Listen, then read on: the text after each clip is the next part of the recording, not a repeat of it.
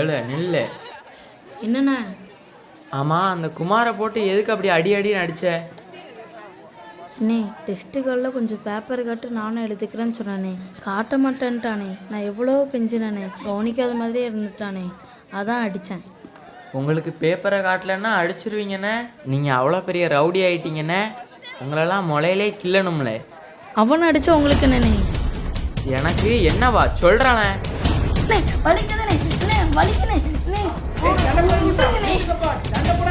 என்ன சண்டப்பா? விடுங்கப்பா. ஏய் என்னப்பா ரத்தம் வந்த மாதிரி இருக்கு. சார், பிடி சார் இங்கே வாங்க. இந்த பையனை கூட்டிகிட்டு போய் ஃபர்ஸ்ட் எய்ட் பண்ணுங்க. நீ ஆஃபீஸுக்கு சார், வா. நான் சொல்கிறது கேளுங்க சார்.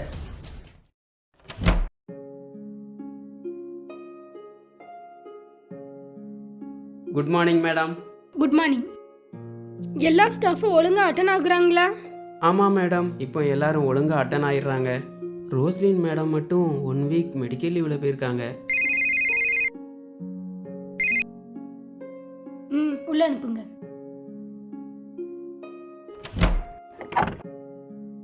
வணக்கம்மா. வாங்க ஐயா. வணக்கம் ஐயா. உட்காருங்க. அம்மா, என் பேரனை பற்றி பேசுகிறதுக்கு கூப்பிட்டீங்களா? நான் உங்களை பேசுறதுக்காக கூப்பிடல, உங்க பேரனுக்கு டிசி கொடுத்து அனுப்புறதுக்காக கூப்பிட்டுருக்கேன். அம்மா, அந்த ஒரு நேரம் அவனை மன்னிச்சு விட்டுருங்கம்மா. அவன் நல்ல பையன்தாம்மா. அவன் இப்படி மாறினதுக்கு சூழ்நிலை தாம்மா காரணம். அவன் அம்மாவை இழந்ததுனால தான் இப்படி மாறிட்டாம்மா. எத்தனை நேரம் சார் உங்க பேரனை மன்னிக்கிறது? இதே மாதிரி தான் ஒரு பையனை அடிச்சிருக்கான், அதுக்கப்புறம் கிளாஸ் டீச்சரையே மரியாதை இல்லாம பேசியிருக்கான். இப்போ ஒரு பையனை ரத்த வர்ற அளவுக்கு அடிச்சிருக்கான். நான் கேட்குறேன், உங்க பேரனை இதே மாதிரி அடிச்சா நீங்க சும்மா விடுவீங்களா சார்? அம்மா, என் பேரனுக்கு நீங்கள் டிசி கொடுத்துட்டிங்கன்னா அவன் எதிர்காலமே பாழாக போயிருமா. இந்த ஒரு தடவை தயவு செய்து அவனை மன்னிச்சிருங்கம்மா. அவங்க பேரை அடித்த பையனோட பேரண்ட்ஸ் போலீஸ் ஸ்டேஷனுக்கு போகிறேன்னு நின்னாங்க. அவங்கள சமாதானப்படுத்துறக்குள்ளேயும் போதும் போதுன்னு ஆயிட்டு. எங்கள் ஸ்கூலோட மானமே கப்பல் ஏறி இருக்கு உங்கள் பேரனால. மேடம், நான் என்ன நினைக்கிறேன்னா, இந்த ஒரு நேரம் அந்த பையனை நாம் மன்னிச்சு விட்டுலான்னு நினைக்கிறேன். ஐயாவை பற்றி எனக்கு ரொம்ப நல்லா தெரியும். ஐயா குடும்பம் ஆண்டவருக்கு பயந்த குடும்பம். ஐயா வந்து இபி டிபார்ட்மெண்ட்டில் வேலை பார்த்தாங்க.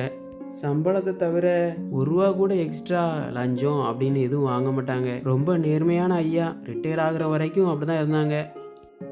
ஐயாவுக்காக நம்ம ஒரு நேரம் அவர் பேரனை மன்னிச்சு விட்டுலாம் மேடம். தாத்தா நேர்மையா இருந்து என்ன பிரயோஜனம்? பேரன் சரியில்லையே. எனக்கு ஸ்கூல்ல படிப்பை விட டிசிப்ளின் தான் முக்கியம்.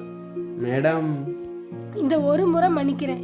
இதான் உங்க பேரனுக்கு கடைசி வாய்ப்பு. இது உங்களுக்காகவும் உங்க பேரனுக்காகவும் இல்லை, பிரின்சிபல் சார் சொன்ன ஒரே காரணத்துக்காக மன்னிக்கிறேன். போங்க, கிளர்க்கிட்ட போய் நீ இப்படி நடக்காதுன்னு ஒரு லெட்டர் எழுதி கொடுத்துட்டு போங்க. ரொம்ப நன்றிம்மா.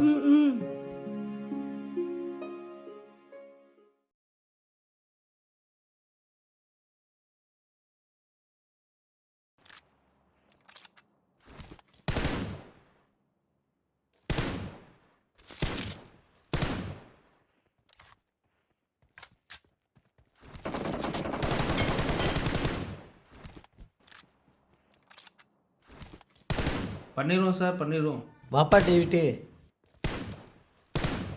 சார், நான் வீட்டுக்கு வந்துட்டேன்னு சொல்லல சார், நாளைக்கு உங்கள்கிட்ட பேசுகிறேன். ஏய் ரோஷன், உன் மனசில் என்ன தான் நினச்சிட்ருக்க? என்ன? உன்னால் எனக்கு அவமானமாக இருக்குடா. உன் பிரச்சனை ஆஃபீஸ் வரைக்கும் வந்துட்டா. உன் பையன் ஸ்கூலில் ரவுடித்தனம் பண்ணுறானு எல்லாரும் கேட்காண்டா. ஸ்கூலில் என்னப்பா ஆச்சு?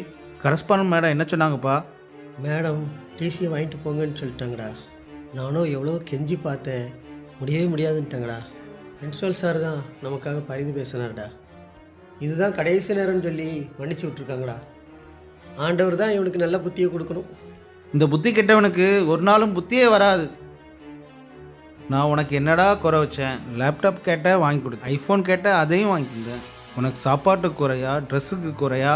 நீ பிறக்காமலே இருந்திருக்கலாம்டா. நான் பிள்ளை இல்லாதனா இருந்திருப்பேன், நிம்மதியாக இருந்திருக்கும். என்ன ஓவராக பேசிக்கிட்டே போகிறீங்க? எனக்கு வர்ற கோவத்துக்கு ஏய், என்னை அடிச்சிருவியா? டேய், அவன் உனக்கு அப்பாடா. விடுங்க தாத்தா. இதுக்கு தான் அந்த ஆள் வீட்டில் இருக்கும்போது நான் இருக்க மாட்டேன்னு சொல்கிறேன். நான் எங்கேயாட்டு ஒளிஞ்சு போகிறேன்.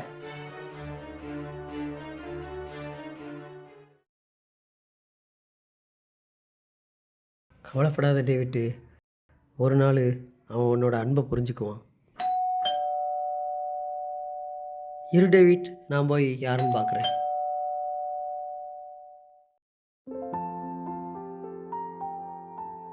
சார் தான் ரோஷன் ஸ்கூல் பிரின்ஸிபால். கரஸ்பாண்டண்ட்டை இவங்க தான் நம்ம பையனுக்காக பேசுனாங்க. Thank you sir. இப்போ ரோஷனை எங்கே? இப்போ தான் சண்டை போட்டு வெளியே போகிறான். ரோஷன் வீட்டில் பைபிள் வாசிப்பானா? ஜெபம்லாம் பண்ணுவானா? அவன் பைபிளும் வாசிக்க மாட்டான், ஜெபம் பண்ண மாட்டான், சர்ச்சுக்கும் போக மாட்டான். ஏன்? கொரோனாவில் அம்மா இறந்துட்டா, அதனாலேயே அவன் கடவுளை வெறுத்துட்டான். கடவுள்னா அவனுக்கு கோவம் தரும் சார். இந்தாங்க சார், டீ குடிங்க. நான் அவனை தேடிட்டு வரேன். வாங்க ஐயா. கவலைப்படாதீங்க பிரதர், சீக்கிரத்தில் ரோஷன் மனம் திரும்புவான். உங்களுடைய அன்பையும் ஆண்டவருடைய அன்பையும் அவன் சீக்கிரத்திலேயே புரிஞ்சுக்கிடுவான். நான் எந்தெந்த ஸ்கூல்லலாம் ஒர்க் பண்ணுறனோ அந்த ஸ்கூல்களில் நம்ம ரோஷன் மாதிரி முரட்டு குணமுள்ள பையன்களோட பெயரெல்லாம் எழுதி வச்சு நான் தினமும் அவங்களுக்காக ஜெபம் பண்ணுவேன். ஏன் தெரியுமா? நானும் ஒரு நாள் நம்ம ரோஷன் மாதிரி முரட்டு குணமுள்ளவனாக தான் இருந்தேன். எனக்காகவும் ஒரு டீச்சர் ஜெபம் பண்ணார், தினமும் ஜெபம் பண்ணுவார். நான் மனம் திரும்பினேன். அதே மாதிரி உங்கள் பையனும் நிச்சயம் ஒரு நாள் மனம் திரும்புவான் பிரதர். சரியா? கவலைப்படாதீங்க. என்ன கவலைப்படாதீங்க பிரதர், நான் ஜெபம் பண்ணிக்கிடுறேன். நீங்களும் ஜெபம் பண்ணிக்கோங்க. நான் போயிட்டு வரேன். என்ன பிரதர்? சரி சார், வாங்க சார், வாங்க.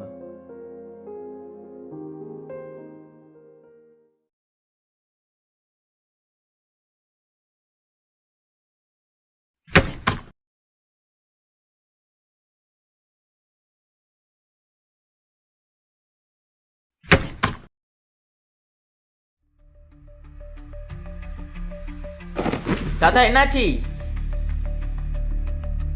என்னாச்சுப்பா? அப்பா என்னப்பா ஆச்சு? ஒன்றும் இல்லைப்பா, ஒன்றும் இல்லை, ஒன்றும் இல்லை. வாங்கப்பா, இந்த கட்டில் உட்காருங்கப்பா.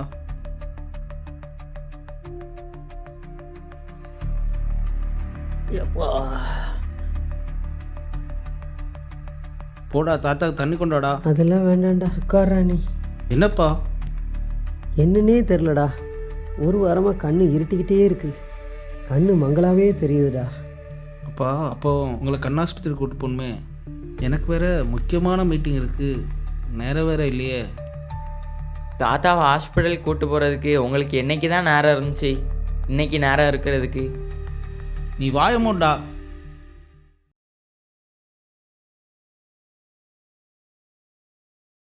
குமார், உனக்கு நைட் ஷிஃப்ட் தானே? அது அப்பாவை கண்ணாஸ்பத்திரிக்கு கொஞ்சம் கூட்டு போகணுண்டா.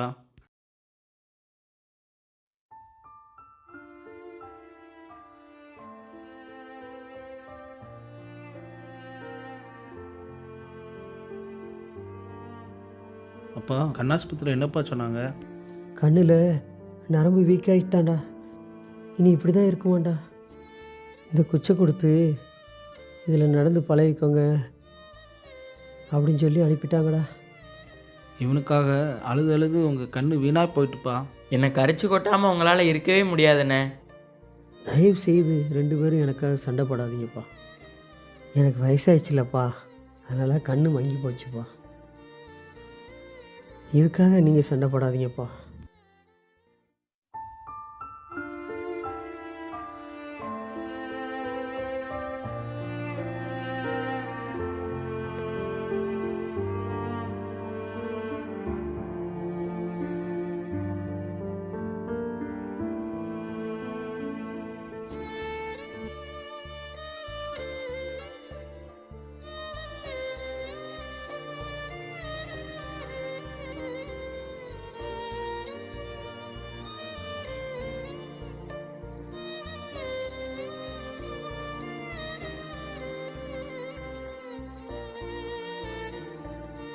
தாத்தா இப்போ எதுக்காக அழுகுறீங்க? ஒன்றும் இல்லைடா.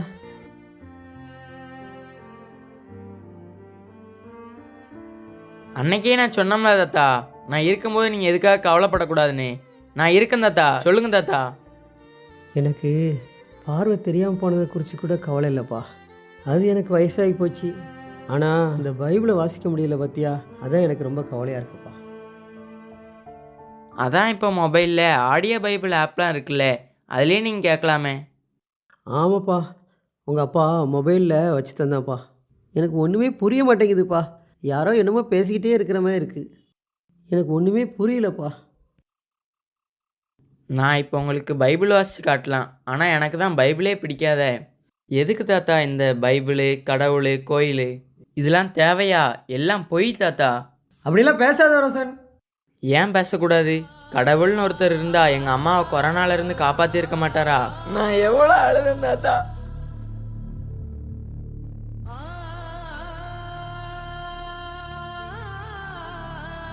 கவலைப்படாத ரோசன். தோட்டக்காரருக்கு அவருடைய தோட்டத்தில் அவருக்கு பிடிச்ச பழத்தை பறிக்க அவருக்கு உரிமை இல்லையா?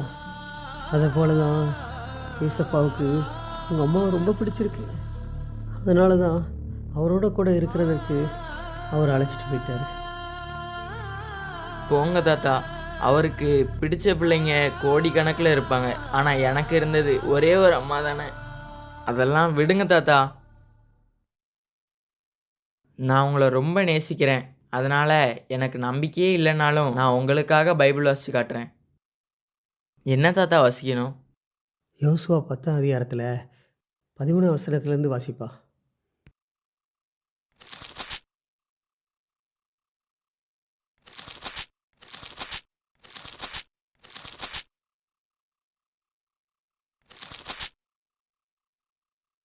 அப்பொழுது ஜனங்கள் தங்கள் சத்துருக்களுக்கு நீதியை சரிக்கட்டு மட்டும் சூரியன் தரித்தது, சந்திரனும் நின்றது. இது யாசேரின் புஸ்தகத்தில் எழுதியிருக்கவில்லையா? அப்படியே சூரியன் அஸ்தமிக்க தீவிரிக்காமல் ஏறக்குறைய ஒரு பகல் முழுவதும் நடுவானத்தில் நின்றது. நான் சொன்னேன்ல தாத்தா, இதெல்லாம் கட்டுக்கதைங்கன்னு. சூரியன் நடுவானத்தில் நின்றுச்சான். இதெல்லாம் காலங்காலமாக சொல்லி வர்ற கற்பனை கதைங்க, இதெல்லாம் நம்பாதீங்க தாத்தா. தாத்தா, நான் சயின்ஸ் ஸ்டூடெண்ட்டு, நான் சொல்கிறது கொஞ்சம் கேளுங்க.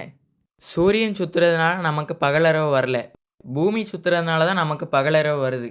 ஒரு நாள் முழுதும் பகலாக இருக்கணும்னா பூமி சுற்றுறது நிற்கணும்.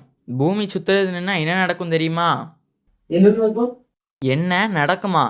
பூமி மணிக்கு 1600 கிலோமீட்டர் வேகத்தில் சுற்றிட்டு இருக்கு. அவ்வளோ வேகத்தில் சுற்றிட்டு இருக்கிற பூமி நின்னா என்ன நடக்கும் தெரியுமா? பூமி நின்னாலும் அதுக்கு மேலே இருக்கிற வளிமண்டலம் மணிக்கு 1600 கிலோமீட்டர் வேகத்தில் தான் சுற்றிட்டு இருக்கும். அதனால என்ன நடக்கும் தெரியுமா? பூமியில் 1600 கிலோமீட்டர் வேகத்தில் புயல் வீசும். இதுவரைக்கும் பூமியில் பதிவு செய்யப்பட்டதிலே அதிக வேகமான புயல் 405 கிலோமீட்டர் தான். 1600 கிலோமீட்டர் வேகத்தில் புயல் வீசினா என்ன ஆகும் தெரியுமா? மலை, மரம், மட்டை எல்லாமே அழிஞ்சு போயிடும். கடல் தண்ணியில் அந்த நிலத்துக்கு வந்து இந்த பூமியில் ஒரு உயிர் கூட இல்லாமல் போயிடும். எப்படி தெரியுமா தாத்தா? 100 கிலோமீட்டர் வேகத்தில் போயிட்டுருக்கிற பஸ்ஸை டிரைவர் சடன் பிரேக் போட்டு நிப்பாட்டினா நம்ம எல்லோரும் பொத்துன்னு கீழே விழுவோம்ல, அதே மாதிரி தான் தாத்தா. என்ன அகான் சிரிப்பு? ரோஷன், மார்க்கு 4ஆம் அதிகாரம் 39ஆம் வசனம் எடுத்து வாசி. அவர் எழுந்து காற்றை அதட்டி கடலை பார்த்து, இறையாதே அமைதலாயிரு என்றார். அப்பொழுது காற்று நின்று போய் மிகுந்த அமைதல் உண்டாயிற்று. சின்ன வயசில் நீ சண்டே ஸ்கூலுக்கு போயிருக்க, அதனால் இந்த சம்பவத்தை நான் உனக்கு விளக்கி சொல்லணும்னு அவசியம் இல்லை. இயேசு கிறிஸ்துவுக்கு இந்த பூமியில் கடல், காற்று, இயற்கை எல்லாவற்றின் மேலேயும் முழு அதிகாரம் இருக்குது. சுத்திர பூமியை நிறுத்த முடிஞ்ச அவருக்கு பூமி மேலே இருக்கிற வளிமண்டலத்தை நிறுத்த முடியாதா? யோசிக்க வேண்டிய விஷயந்தான்.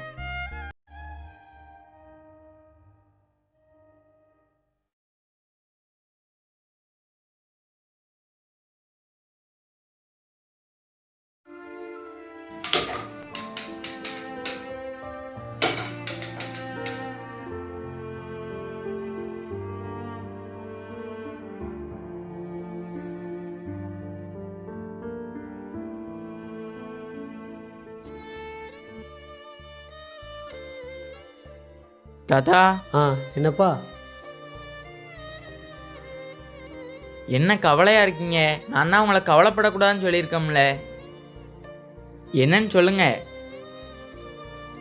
நாளைக்கு சர்ச்சில் திருவிருந்து ஆராதனை போகணுன்னு ரொம்ப ஆசையாக இருக்குது.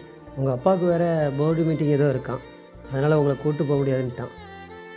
அதான் என்ன பண்ணுறதுன்னு யோசிச்சுக்கிட்டு இருக்கேன். அவருக்கு என்னதான் முடியும்? பெத்த தகப்பனை ஹாஸ்பிட்டல் கூட்டு போக முடியாது, சர்ச்சுக்கு கூட்டு போக முடியாது. ஆனால் பேட்ச் மட்டும் நல்ல பெரிய பரிசுத்தவான் மாதிரி பேசுவார். சரி விடுப்பா. நான் சர்ச்சு பக்கமே போகக்கூடாதுன்னு நினச்சிட்டு இருந்தேன். சரி, உங்களுக்காக வாரேன். இனி நானே வாரம் வாரம் உங்களை சர்ச்சுக்கு கூப்பிட்டு போகிறேன். ரொம்ப சந்தோஷம்ப்பா. சரி, இன்னைக்கு எந்த அதிகாரம் வாசிக்கணும்? இன்னைக்கு மத்தேயு 19 அதிகாரம் வாசிப்பா.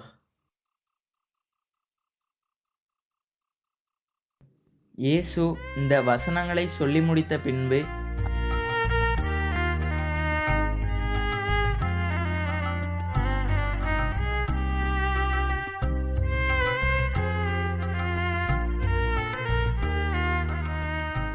தம்பி, அதில் 19 வசனத்தை திரும்ப வாசிப்பா. உன் தகப்பனையும் உன் தாயையும் கனம் பண்ணுவாயாக. உன்னிடத்தில் நீ அன்பு கூறுவது போல பிறரிடத்திலும் அன்பு கூறுவாயாக என்பவைகளையே என்றார்.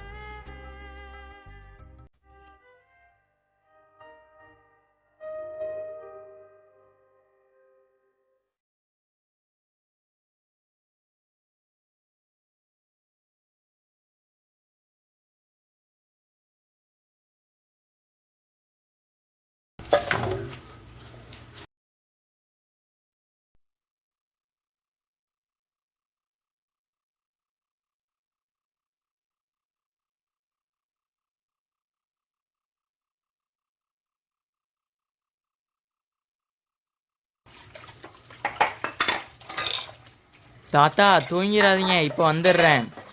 சரிப்பா, நான் இன்னும் தூங்கலப்பா.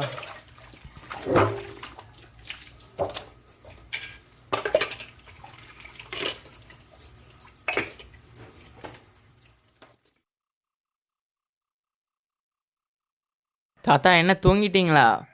இல்லை ரோஷன், நான் தூங்கலப்பா. கிச்சன் வேலையெல்லாம் நான் பார்ப்பேன்லப்பா, நீ ஏன்ப்பா கஷ்டப்படுற? தாத்தா, நான் இருக்கும்போது உங்களை கஷ்டப்பட்டு வேலை பார்க்க விட மாட்டேன் தாத்தா. நீங்கள் எவ்வளோ நாள் கஷ்டப்பட்டது போதும் தாத்தா. கொஞ்சம் இருங்க தாத்தா.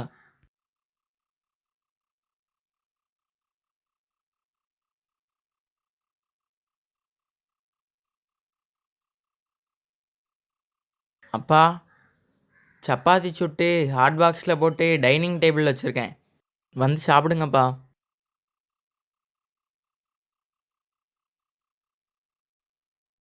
எத்தனை வருஷம் கழித்து அவனோட அப்பாவை அப்பான்னு கூப்பிட்ருக்கான்.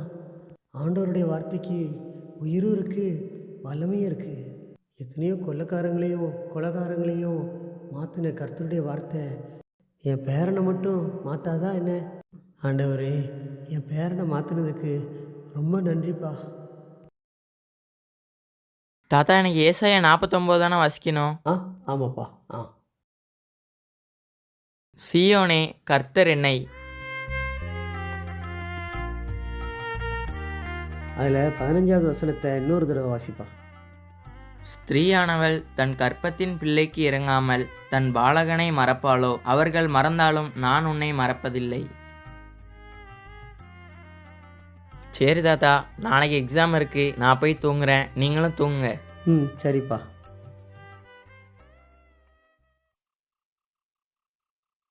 ஏசப்பா,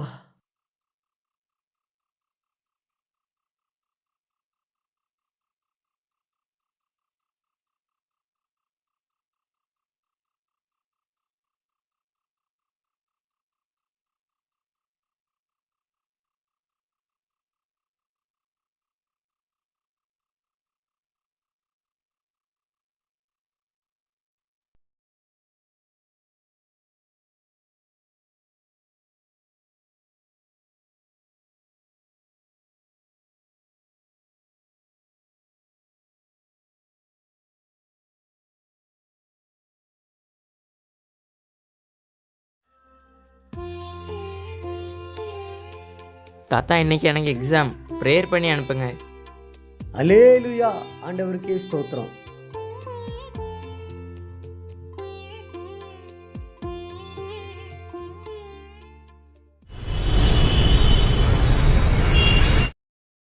டேய் டேவிட், உனக்கு ப்ரொமோஷன் கிடச்சிருக்குடா.